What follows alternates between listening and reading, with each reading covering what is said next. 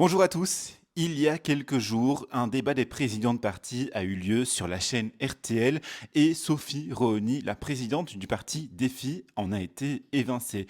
Voilà qui m'a donné des idées. Je suis allé aujourd'hui à sa rencontre pour ma deuxième interview long format.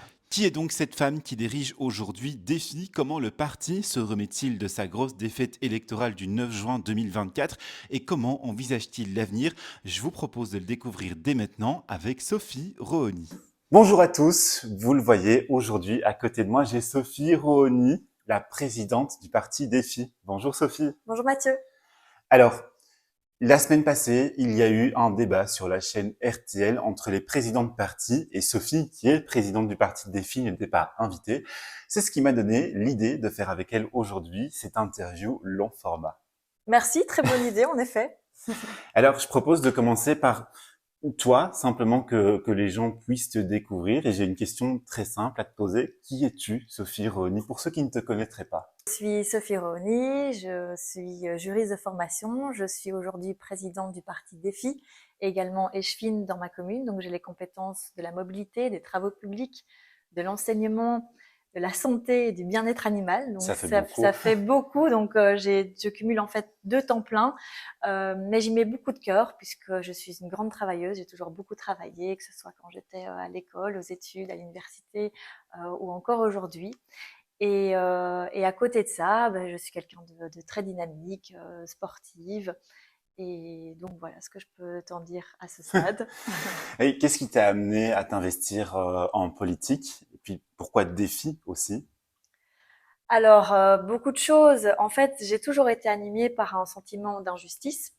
Quand j'étais à l'école, j'entendais beaucoup de situations de violence intrafamiliales, de par mon histoire personnelle et familiale aussi, puisque mes grands-parents étaient des réfugiés politiques qui, au début de leur quarantaine, ont dû fuir leur pays, la Hongrie, pour venir s'installer en Belgique, puisqu'ils étaient peintres affichistes, et Ok. que forcément, avec un régime soviétique communiste, ils ne pouvaient pas s'exprimer librement. Donc ça, forcément, ça m'a beaucoup animée de par mon envie de défendre les personnes qui, à un moment donné, veulent quitter leur pays pour vivre librement et tout simplement chercher oui, à pouvoir s'exprimer librement. Moi, c'est quelque chose qui est vraiment fondamental.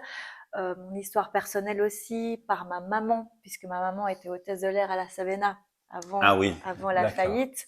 Elle avait arrêté de travailler pour des raisons de Ça nous fait santé. un point commun puisque mon papa, lui, travaillait à Sabena aussi, mais le côté technique, il faisait Avant. l'entretien des moteurs d'avion et il le fait toujours d'ailleurs. Ah ben incroyable. Et il a quel âge maintenant? Ah, et là, il approche de la retraite, hein, il est dans la soixantaine.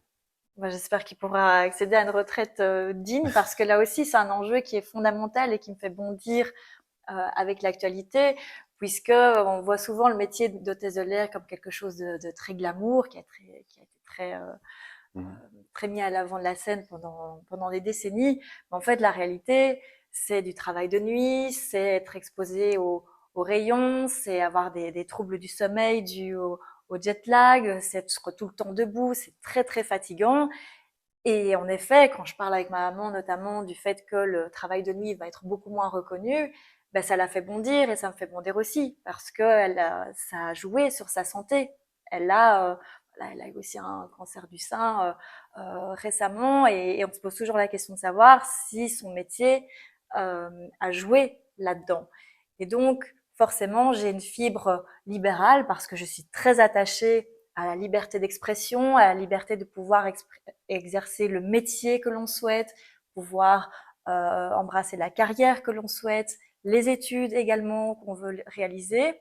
Mais j'ai aussi cette fibre sociale parce que je considère qu'on doit pouvoir reconnaître certains métiers qui sont pénibles, qui sont pas assez valorisés. On parle beaucoup de valoriser le travail.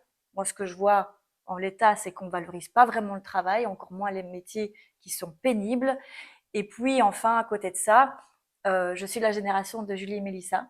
Ouais. Donc quand l'affaire a éclaté, j'avais exactement le même âge que les petites, à savoir 8, 9 ans. Et forcément, ça, en tout cas, moi, ça a beaucoup joué euh, sur mon envie de défendre les droits des enfants, sur le fait d'agir contre les violences sexuelles et sexistes, contre les crimes pédophiles. Ça a été l'un des premiers textes que j'ai défendu au Parlement, à savoir de faire en sorte que les crimes pédophiles ne soient plus prescriptibles. Donc, quel que soit l'âge, à partir du moment où vous vous rendez compte de l'horreur que vous avez vécue et que vous voulez porter plainte, la justice ne pourra plus vous dire on ne peut plus rien faire pour vous. D'accord. Et c'est toute cette histoire, je pense, personnelle, familiale, qui a fait qu'il y a des choses comme ça où je me suis dit il faut que je m'engage. Et donc forcément, quand j'étais juriste, je travaillais au Centre d'action laïque comme juriste, je faisais du lobby politique. Donc j'interpellais les différents partis politiques sur leur positionnement en matière de justice, de politique carcérale, d'enseignement, de liberté fondamentale comme le droit à l'euthanasie ou le droit à l'avortement. Eh bien, j'ai trouvé que le parti Défi, FDF à l'époque, était vraiment un parti super progressiste et aussi super à l'écoute. Donc il y a vraiment un espace de débat interne qui me semble fondamental, plus que jamais aujourd'hui. Et donc j'ai vraiment eu un coup de cœur pour ce parti. Je me suis affiliée, je me suis impliquée au niveau local. J'ai été la collaboratrice parlementaire d'Olivier Minguin, on pourra en Ouais. parler peut-être plus tard au Parlement fédéral. Et puis à un moment donné, on m'a fait confiance pour être deuxième sur la liste. J'ai été députée fédérale. Et puis on connaît la suite, débâcle électoral, ce qui a fait que je me suis lancée dans cette folle aventure qui est le fait de devenir présidente du Parti des filles pas pour le reconstruire, parce qu'on n'est pas cassé, mais pour le moderniser en tout cas et revenir plus fort. D'accord. C'est vrai que quand on écoute ce que tu dis et tes affinités, on t'envisage pas d'un côté au mouvement réformateur, parce que tu dis toi-même que tu as une fibre plus sociale et le mouvement réformateur est plus à droite avec un électorat plus de patronat aussi. Mhm. On ne t'imagine pas non plus au PS, puisque tu dis aussi que tu as une fibre libérale, donc quelque part, oui, il faut un parti du centre. Et est-ce que le FDF d'Olivier Minguin était vraiment centriste quand il l'a créé à ce moment-là? Il faudra lui poser la question, mais en tout cas, je sentais qu'il y avait un positionnement qui était vraiment progressiste. Alors la difficulté pour des filles et pour un parti centriste de manière générale, c'est qu'on est toujours accusé par les uns et par les autres d'être trop à gauche ou trop à droite, en Ouais, fonction de ses sensibilités, en fonction de ses deux cœurs. Par exemple, sur les questions de société, positionnement éthique ou sur les questions migratoires, on pourrait dire qu'on est un peu plus à gauche parce on a vraiment une vision humaniste de ces questions-là. Sur les questions de société, on a peut-être un positionnement un peu plus à droite, pas autant à droite que le MR, clairement, mais un positionnement plus à droite en disant le système visant à dire vous pouvez être au chômage toute votre vie. Non, pour nous, ça ne va pas. Il y a quelque chose qui ne va pas, c'est injuste à l'égard des personnes qui travaillent comme des forcenés toute leur vie et qui se retrouvent avec une pension totalement indigne à la fin de leur carrière. Donc il faut des mécanismes qui poussent les gens à revenir au travail, mais dans de bonnes conditions. Si c'est pour pousser les gens à revenir au travail et qu'ils fassent un burn-out dans les X semaines et par conséquent rester à charge de la sécurité sociale, c'est un très mauvais calcul que l'on fait en fait. Donc je pense qu'il y a vraiment un équilibre aujourd'hui qui manque dans le débat public et c'est la raison pour laquelle, oui, je pense que le FDF représentait déjà ça. Mais à cette époque-là, il était enfermé dans cette image communautaire mhm, qui, je pense, est nécessaire. On le voit avec la NVA, qui est le fossoyeur de notre État, qui veut aussi être le fossoyeur de notre région bruxelloise aussi aujourd'hui. Dans ma commune, à Rode-Saint-Genèse, et c'est vrai que mon emménagement dans cette commune a beaucoup joué, eh bien, on se bat au quotidien pour faire valoir les droits de nos écoles, de nos bibliothèques, de nos crèches. Il y a des crèches qui, au quotidien, sont menacées de fermeture parce que les puéricultrices ne parlent pas suffisamment bien le français avec des bambins de 6 mois. c'est ça. C'est C'est un dé- côté où c'est délirant. Et donc, forcément, euh, je trouve que c'est important d'avoir une lucidité par rapport au danger du nationalisme, mais il faut pouvoir avoir une vue générale sur tout ce que l'on peut apporter dans la société. Et je trouve que le centre, c'est pas une faiblesse, c'est une conscience. ce que tu dis sur Rode-Saint-Genès, c'est dû au fait que c'est une commune qui est en Flandre, mais en même temps à la frontière avec la Wallonie. Oui. Si je me Et souviens, Bruxelles, et Bruxelles région aussi, bilingue. est-ce que c'est pas une des communes à faciliter? C'est ça. C'est ça, voilà. Et donc, il y a peut-être, comme il y a une majorité d'habitants francophones à Rode-Saint-Genèse, alors que la commune est en Flandre, il y a peut-être une volonté de protectionnisme de la part des partis flamands qui engendre ces difficultés. Il y a en effet cette phobie de la fameuse tache d'huile, à savoir les francophones qui envahissent la Flandre, en tout cas ces communes-là, et qui vont faire qu'on va plus être en Flandre. C'est faux. Ces facilités, ils ont été bétonnées dans la Constitution, dans la loi, et on veut juste avoir accès à des crèches, à des écoles, à des papiers dans notre langue. Nous, ce qu'on a toujours défendu au niveau des filles, ce serait qu'on élargisse la région bruxelloise aux communes à facilité, pas pour embêter les néerlandophones, mais pour faire en sorte que tout soit bilingue et que par conséquent, tout le monde ait droit au même service dans sa langue. Je pense que ce serait beaucoup plus simple, en effet, mais en attendant, ces facilités, elles existent et elles n'enlèvent rien aux néerlandophones. Les néerlandophones ont accès aussi à des écoles, à des services en néerlandais. Toute l'administration, puisque je travaille maintenant avec l'administration en néerlandais, se fait en néerlandais. Tous les collèges, tous les conseils communaux. Et je travaille très très bien avec cette administration. Je travaille avec eux en néerlandais et je trouve que y a vraiment une relation de confiance, une relation de respect qui s'est installée, alors qu'il y avait sans doute aussi peut-être certaines appréhensions, en disant ah, président de défi, ancien FDF.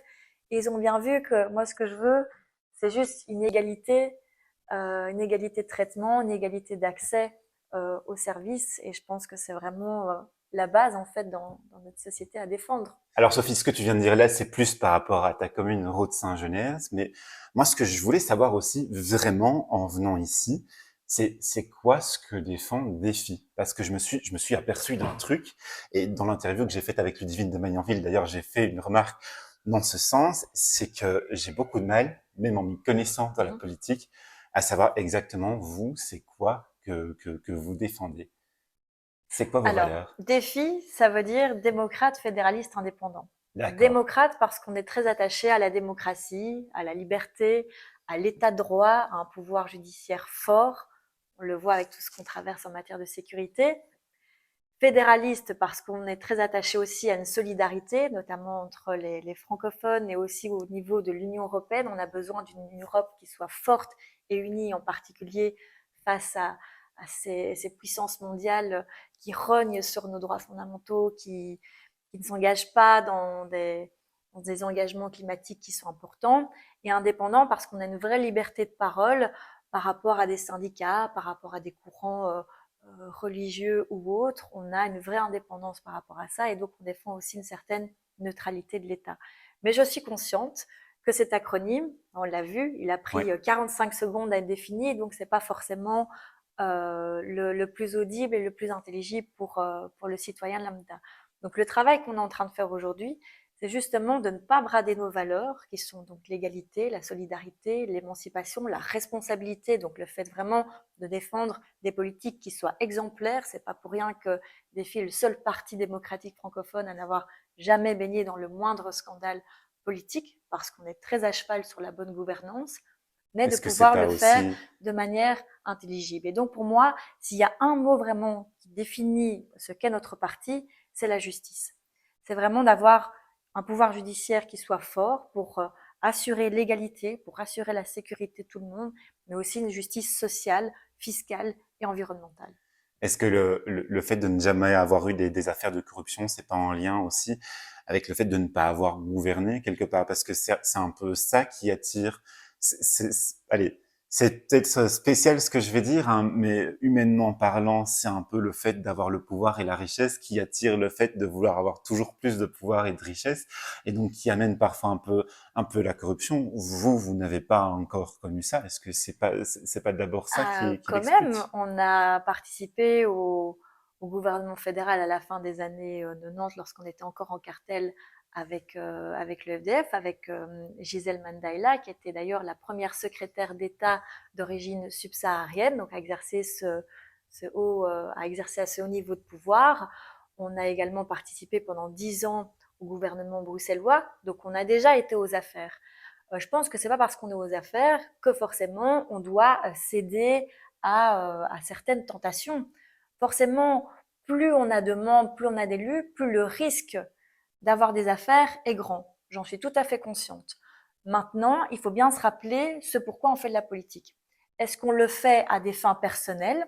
Il y en a certainement beaucoup, mais où est-ce qu'on le fait pour défendre l'intérêt général, pour défendre des convictions, pour vraiment défendre un idéal de société plus juste? Moi, personnellement, c'est mon cas.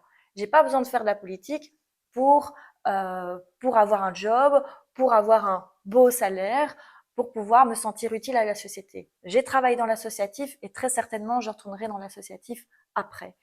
Mais je pense que c'est vraiment une question de conscience et aussi une question de balise, puisque notre parti des filles est très à cheval, comme je l'ai dit, sur la bonne gouvernance, pour diminuer le nombre d'élus, pour faire en sorte que l'on ne puisse pas cumuler, par exemple, un job de parlementaire et, par ailleurs, de bourgmestre ou d'échevin. On est l'un des rares partis à avoir défendu cela et ayant été moi-même parlementaire, je me dis que c'est pas possible de faire correctement son job de parlementaire lorsqu'on est bourgmestre ou échevin d'une petite ou moyenne ou grande commune, puisque quand on est dans une grande commune, on a un cabinet autour de soi. Une petite commune, moi, j'ai pas de cabinet, donc voilà. Mais donc, c'est une question de conscience, de balise, et, et je pense que c'est vraiment ça qui est fondamental aujourd'hui. Et à côté de ça aussi, d'avoir une conscience par rapport au problème de la corruption de manière générale en Belgique. Mhm. Il y a un vrai problème. On n'est pas comme en Italie à l'époque. Mais il y a un vrai problème par rapport à ça. Et j'ai l'impression que seul défi a une vraie conscience par rapport à ce problème, par rapport à la société de manière générale, mais aussi par rapport au fait qu'on doit être beaucoup plus transparent dans notre manière de fonctionner, dans la manière dont un parti doit fonctionner. Et c'est la raison pour laquelle aussi, au-delà des mesures que l'on défend dans la société, on va mettre aussi des mesures dans nos statuts, puisqu'on est en train de revoir aussi par ailleurs nos statuts, donc notre fonctionnement interne, pour que les militants aient encore plus d'informations par rapport à notre manière de fonctionner, par rapport à la manière dont les décisions se prennent. Et ça, c'est vrai que c'est une certaine fierté que je porte aujourd'hui.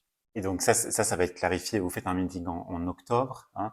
Le 12 Le octobre, 12 notre octobre, grand oui, congrès. le Ouais. grand congrès national. C'est ce qui va être clarifié auprès des militants ce jour-là, peut-être, la nouvelle manière pour des filles de fonctionner et de voir l'avenir aussi. Tout à fait. Donc notre processus, c'est Osons l'avenir. Donc on a commencé avec une enquête qui a été réalisée sur le terrain et aussi sur Internet, où on a vraiment interrogé les militants, mais aussi tous citoyens qui voulaient donner leur avis par rapport à des filles, mais aussi de manière plus générale par rapport à ce qu'ils attendent de notre société.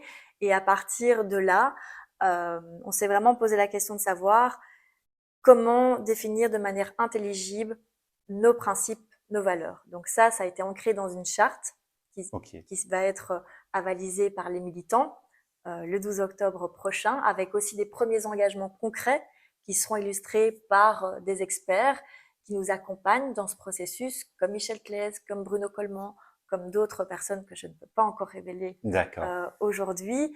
Et puis, il y aura aussi cette phase où on va voter nos nouveaux statuts, puisque pour moi, on ne peut pas moderniser notre parti uniquement à travers des propositions et des valeurs, mais ça doit aussi se concrétiser à travers notre manière de fonctionner. C'est intéressant ce que tu dis parce que moi, la lecture que je fais de votre défaite électorale, c'est en grande partie, je pense, Mhm, dû au fait que on savait pas c'était quoi ce que vous défendiez mhm, concrètement.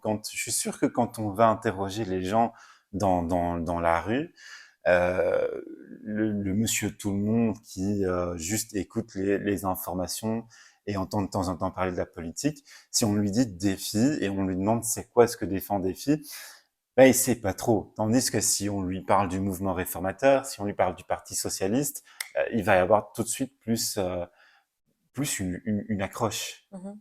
Est-ce que c'est un peu ça aussi, c'est de ce constat-là que vous êtes parti aussi? En effet, c'est une difficulté d'avoir un discours qui soit intelligible et d'avoir un récit, une marque de fabrique. Aujourd'hui aussi, la marque des filles, donc déjà, n'était pas suffisamment claire par rapport à ce qu'on défendait. Souvent, on dit, ah, l'ancien FDF, ah oui, d'accord, l'ancien FDF, ok, ça va. Mais Mais tout sans notre plus. combat pour la justice, contre la corruption, notre combat environnemental aussi, il est fondamental. On a été le premier parti à Bruxelles à faire de l'écologie urbaine, avec Didier Gossuin, donc tout le travail sur les stations d'épuration d'eau, sur le tri sélectif, etc.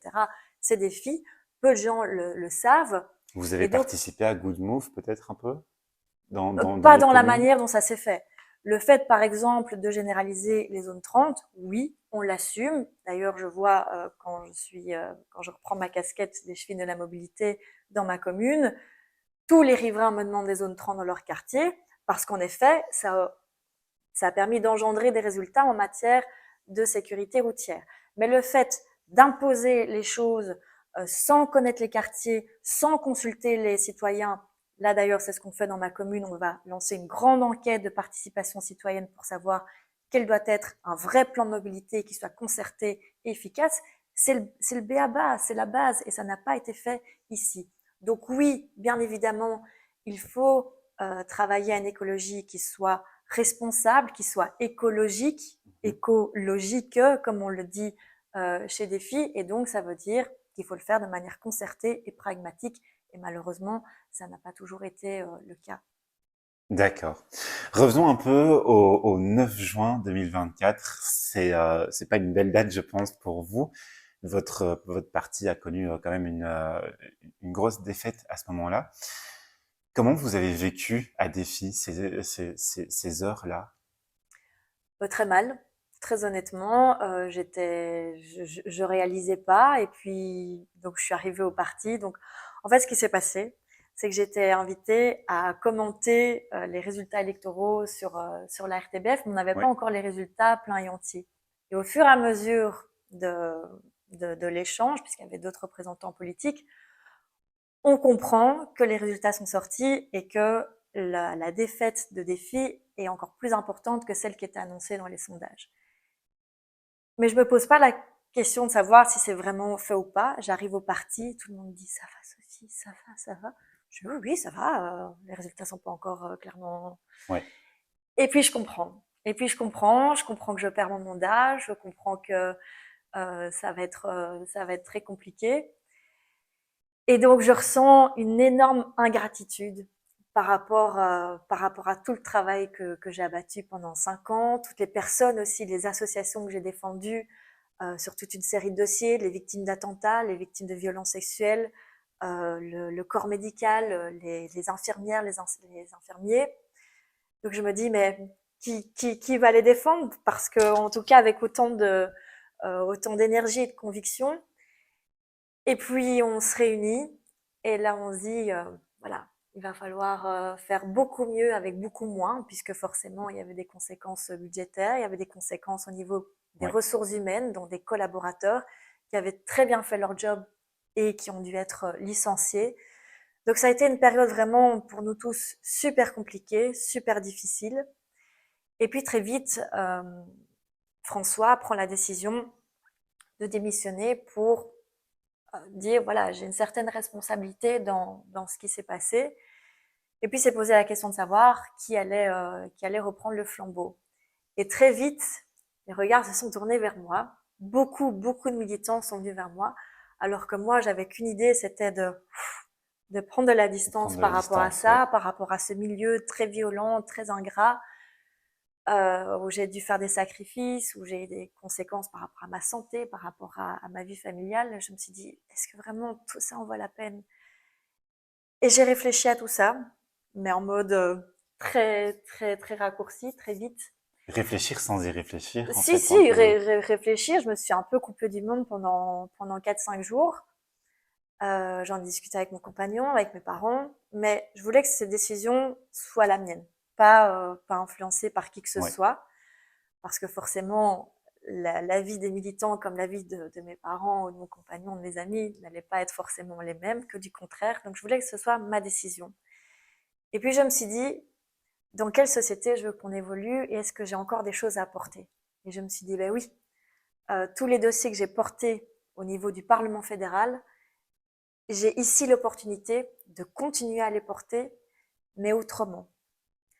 En n'étant pas forcément sur la balle sur des textes de loi, mais en faisant un travail au niveau de la communication, en faisant aussi confiance des jeunes. On a des jeunes qui sont fantastiques au niveau des filles et des filles jeunes, c'est peut-être l'occasion pour moi aussi de les porter et de faire en sorte que nos propositions, je pense aux jeunes par rapport au fait d'avoir des stages rémunérés quand ils travaillent, par rapport au fait de pouvoir faire leur choix d'études, comme les études de médecine, sans être pénalisés parce qu'ils ne viennent pas forcément des bonnes écoles, eh bien, ça, c'est des combats qui méritent encore d'être menés. Et je trouve qu'il y a la place, on a même un boulevard aujourd'hui pour un parti qui soit au centre, qui soit modéré et dont on n'a plus que jamais besoin. On voit que le débat aujourd'hui, il est polarisé, il est pollué par des propos extrémistes, simplistes, stigmatisants, violents. Et ça me fait bouillir. Je me dis, tant que j'ai cette envie de ne pas laisser les choses en l'état, j'ai sans doute quelque chose à apporter et c'est l'opportunité de le faire. Donc, je donne le meilleur de moi-même par rapport à ça. Je me suis vraiment entourée de personnes de confiance, puisque forcément, avec les départs Ouais. qui en ont suivi, on peut Il y en a eu parler. notamment le départ de la famille Minguin, la famille Oui. historique du parti, parce que les premières heures, les premières journées, les premiers mois après les élections, si je me souviens que ça a vraiment pas été facile pour vous. On parlait même de revendre la maison dans laquelle on se trouve ici. Mhm. Force est de constater qu'elle est toujours là, donc je suppose que Mais vous elle avez est en vente. trouvé, mais elle est en vente, Elle est en d'accord? vente, oui, parce que on a fait un gros travail au niveau du budget.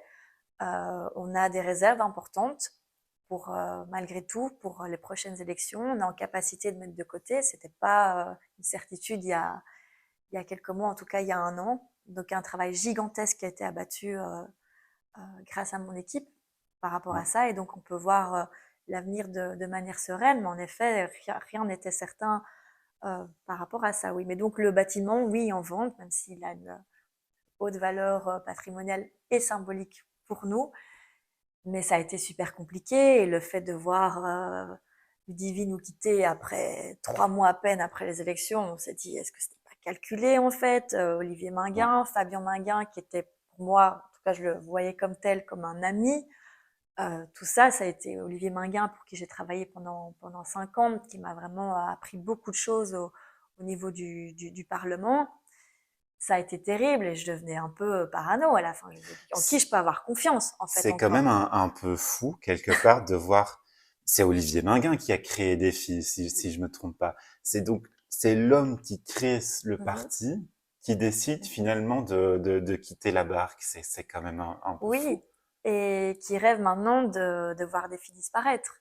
Je dis que ce qu'il tentait de faire, c'était du sabotage interne, de nous empêcher de travailler comme on le voulait, de mener le parti là où on le voulait aussi, de le moderniser. Maintenant, c'est sans doute du sabotage externe qui se fait. Bon, moi, je suis pas là pour commenter le passé. Je suis pas là pour commenter qui a fait quoi et qui agit pourquoi, que ce soit par ego, par opportunisme ou vraiment par conviction, j'en sais rien. Ça me regarde plus. Moi, ce pourquoi je suis là, c'est pas pour commenter le passé, c'est pour construire l'avenir. Et je sais au moins que maintenant, les personnes qui m'accompagnent dans le processus de modernisation du Parti des filles, ce sont des personnes qui sont là, pas par opportunisme, mais par conviction. Et quelque part, ça me permet d'être super sereine dans ce processus.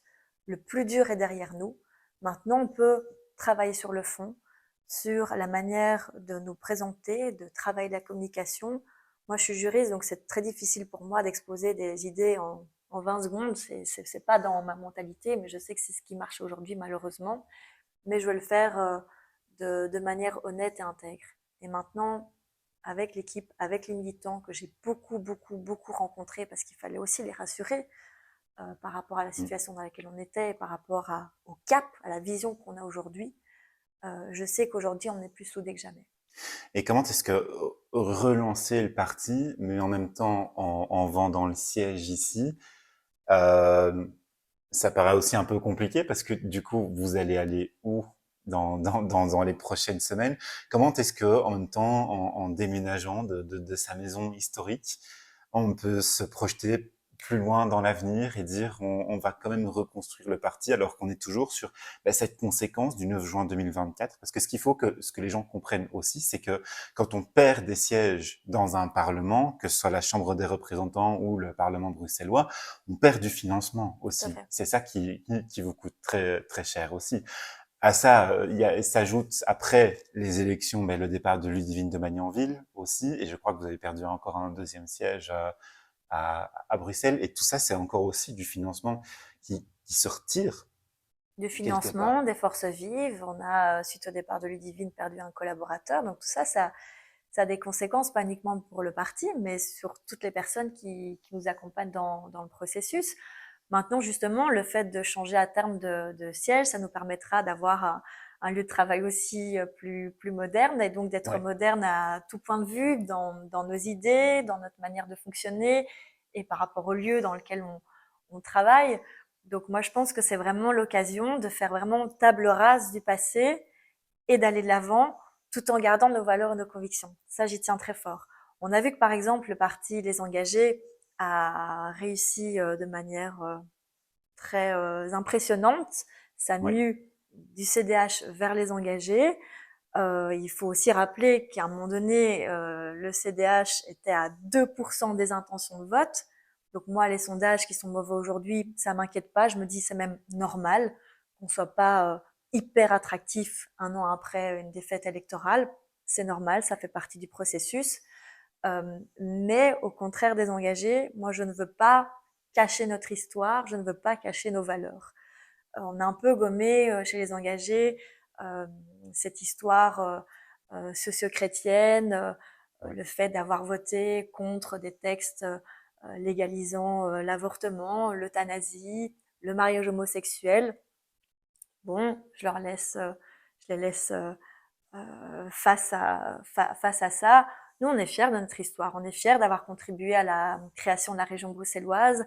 On est fiers d'avoir été le premier parti à avoir fait de l'écologie urbaine. On est fiers d'avoir été le premier parti avec à sa tête une femme présidente de parti, Antoinette Spaak, pour laquelle j'ai énormément de respect et qui me guide au quotidien dans mon travail. Et donc, c'est juste, enfin juste, c'est très compliqué, mais un travail de rebranding et de rendre notre, notre vision de la société plus claire et plus intelligible. D'accord.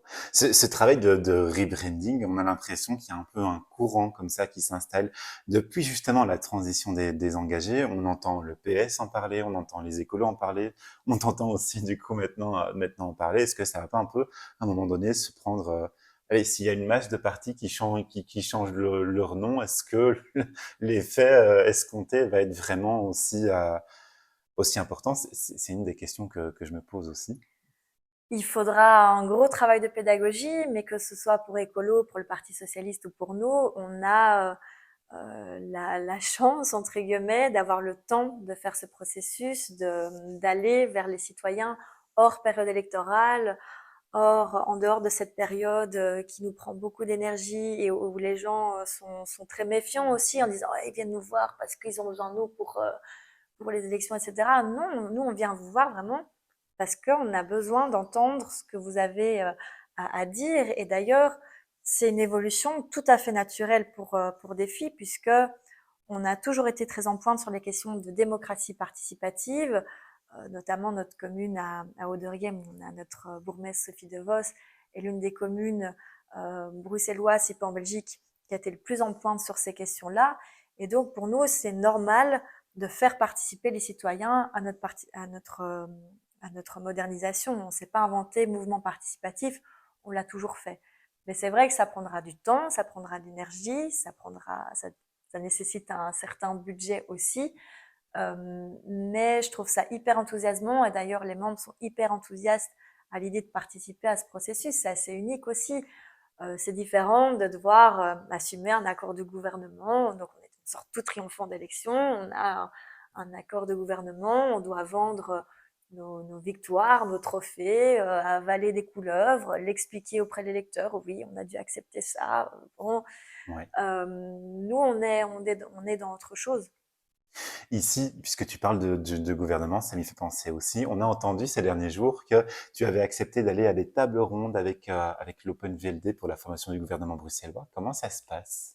Alors, dans les faits, on ne participera pas à ces tables rondes tout simplement parce qu'on a un conseil général très important au niveau du parti à la date pour laquelle on a reçu cette invitation.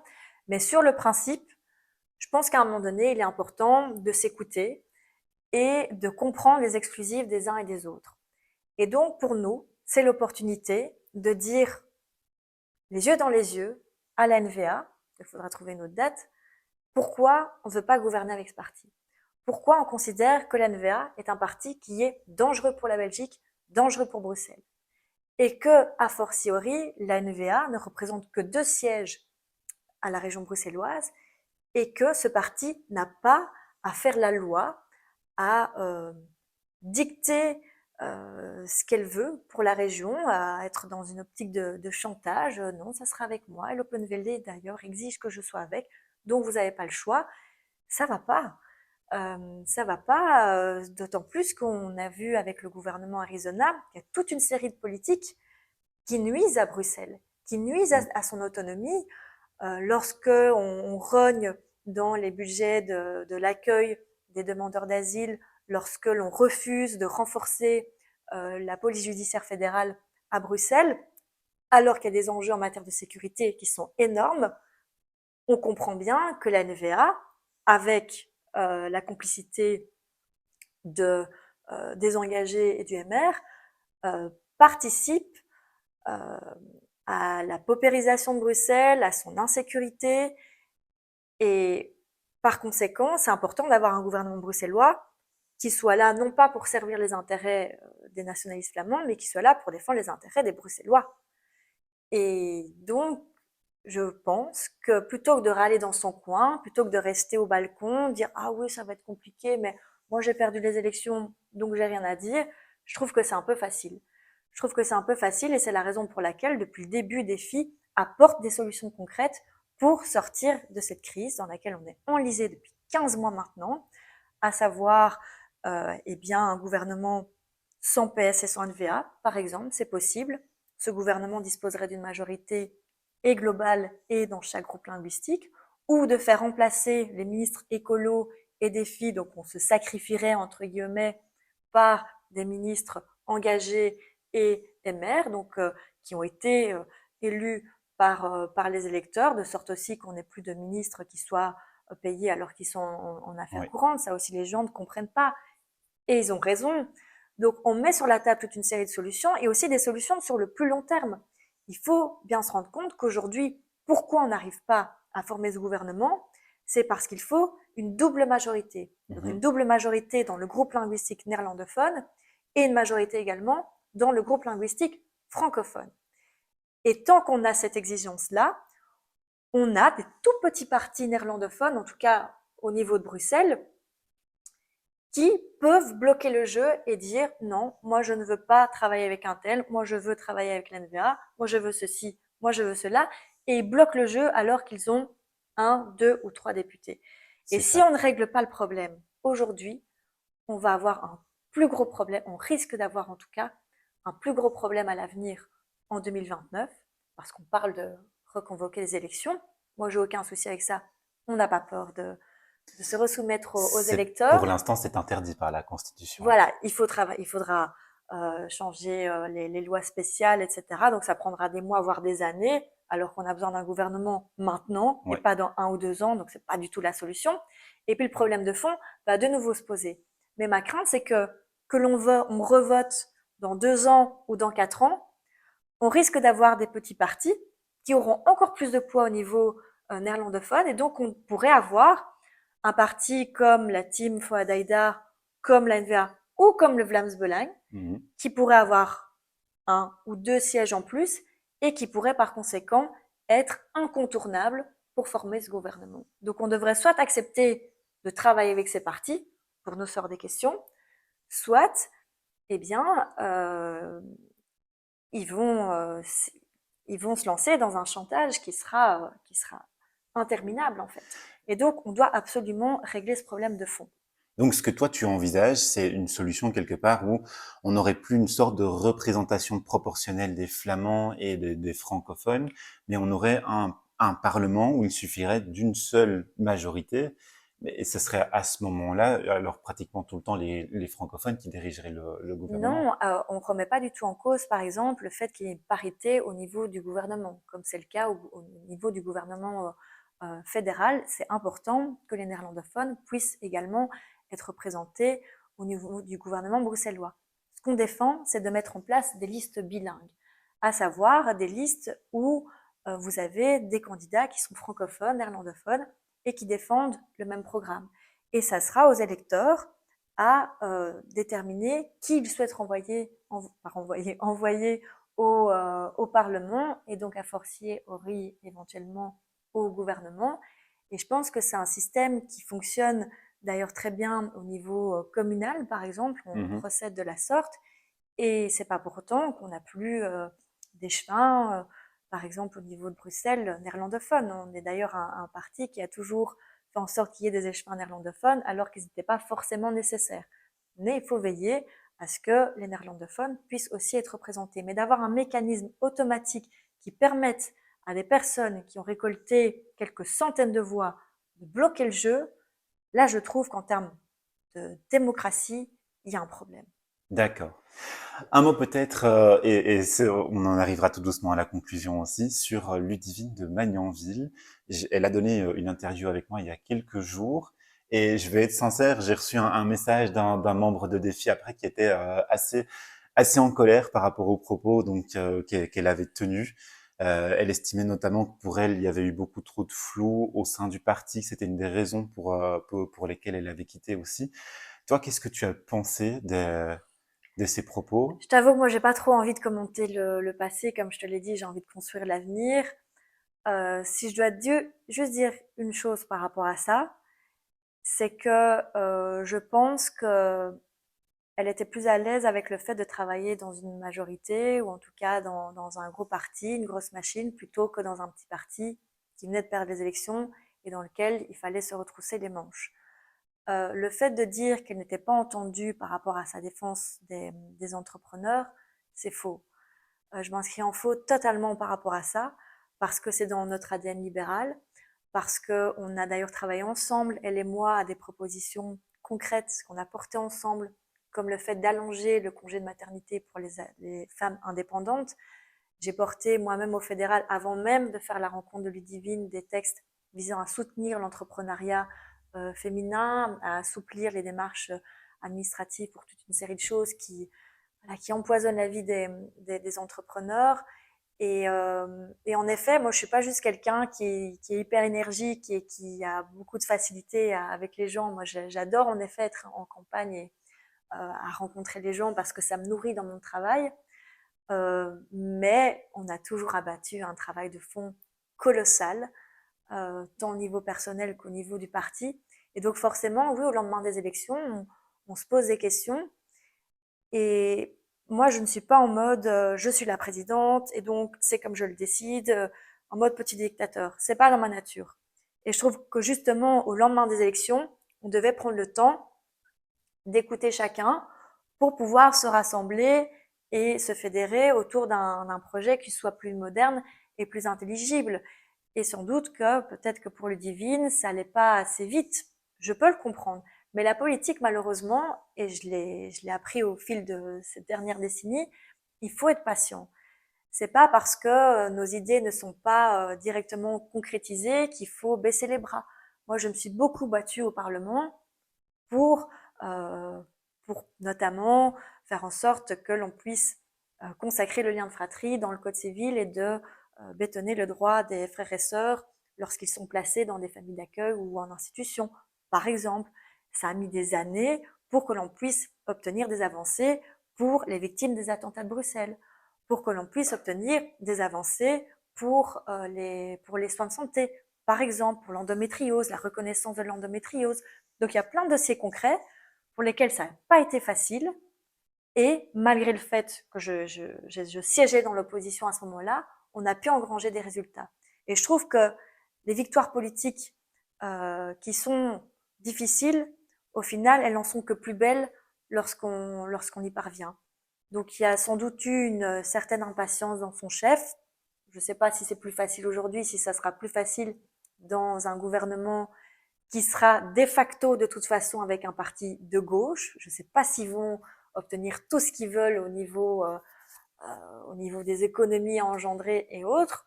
De nouveau, ça leur appartient. Mais je sais que la politique, il faut des convictions, il faut être patient également. Merci beaucoup, Sophie. C'était Merci une à toi, interview. Mathieu. Merci. C'était une interview, je pense, très intéressante. Je pense que les gens peuvent enfin voir un peu vers quoi va Défi Mhm. dans l'avenir. Il va être temps de conclure. Je pense qu'on a déjà fait pas mal le tour. Si vous êtes une personnalité en lien avec le monde politique et que vous souhaitez aussi une interview, vous pouvez aussi me contacter à l'adresse mail qui s'affiche à l'écran ou bien m'envoyer un DM sur Instagram. Sophie, merci. Est-ce que tu souhaites dire un mot pour conclure peut-être? Bah écoutez, oui, peut-être, je vais pas faire la pub de défi, je vous laisserai garder un peu ce qu'on défend et j'en ai déjà beaucoup parlé. Moi, j'aimerais plus porter un message d'espoir parce qu'on est dans une société qui est de plus en plus polarisée, qui est de plus en plus violente.